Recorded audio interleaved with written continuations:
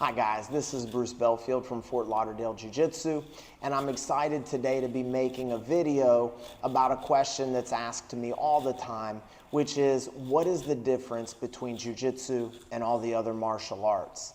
Now, what I'm going to try to address today is just simply the physical fighting or self-defense aspects of the martial arts and not the philosophy or the personal development side that goes along with the martial arts. Okay, so to begin, let's explain the umbrella concept and how that applies to Jiu-Jitsu and the other martial arts. Now, this analogy assumes that Jiu-Jitsu is an umbrella and all the other martial arts fall underneath that umbrella.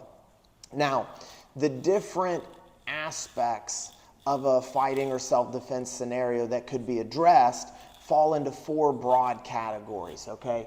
The first category is surprise attack self-defense. And what that basically means is you're walking to your car in a parking lot and somebody jumps out and surprise attacks you without any kind of warning. Maybe they have a weapon, maybe they don't have a weapon, but it's not an active fight, it's a surprise attack. When you're talking about striking and clinching, now we're talking about an active fight where both people have their hands up in a fighting stance and they're looking to exchange striking and clinching techniques using their fists, their elbows, their knees, their feet, their head, using any part of their body as a striking instrument, okay? Then we have takedowns. Now, takedowns is simply the skill of being able to grab a hold of the other person, take them off their feet, and bring them down to the ground where you can control them better. And then finally, we have the ground grappling aspect. So once it's on the ground, the skills and techniques for establishing supremacy on the ground and be able to finish the fight at that moment. And so again, Jiu-Jitsu contains all of these aspects of a fight, and a lot of the other martial arts specialize with one or maybe two of the aspects. So let's take a look here. For instance, martial arts that specialize only, let's say, in the surprise attack or self-defense aspects would be something like an Aikido or a Krav Maga.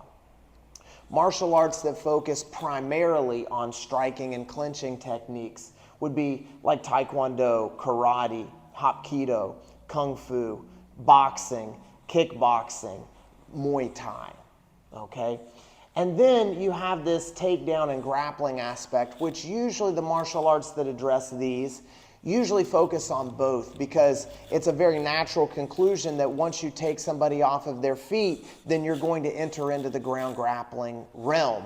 And so martial arts that focus on those are judo, wrestling, the Russian art of sambo, and then a newcomer to the takedown and grappling specialty is sport jiu-jitsu, and that's a offshoot of the full umbrella of jiu-jitsu that focuses just on the takedown and grappling aspect, that is what helps them in their sport grappling tournaments. Another good example, a good analogy that helps people to wrap their head around the difference between jiu-jitsu and the other martial arts is the analogy of a doctor, okay? So for instance, if martial arts were doctors, then jiu-jitsu would be a general practitioner trained to treat a wide variety of issues.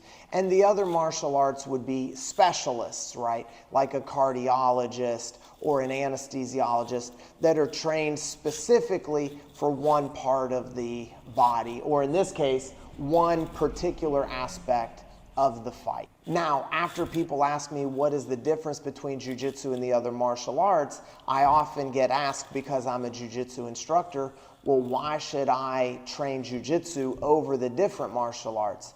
And what I would say is, first, you have to determine what is your main priority. And in another video that I'll tease right now, we go through a list of 6 things that you should ask yourself when deciding what is the right martial arts school for you.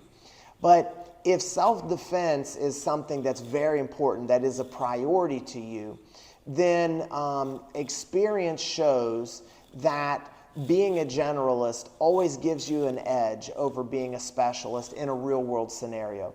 And that makes sense if you think about it, because when you're defending yourself in a real-life situation, if you're a specialist, let's say, in the striking arts, then although you might be a great puncher and a kicker, if somebody is able to tackle you down to the ground, all of those punching and kicking skills are not going to prepare you to address that ground grappling aspect.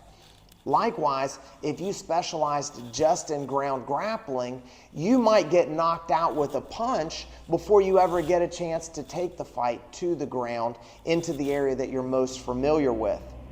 And finally, if you only specialized in some sort of active part of a fight, you could end up losing a fight to someone who makes a surprise attack on you where you're starting the fight at a disadvantage. Or if they have a weapon and you never simply trained on how to deal with someone who has a weapon and how to protect yourself against it. So because Jiu-Jitsu addresses all of those potentials, you're the most prepared to defend yourself in a real-world situation.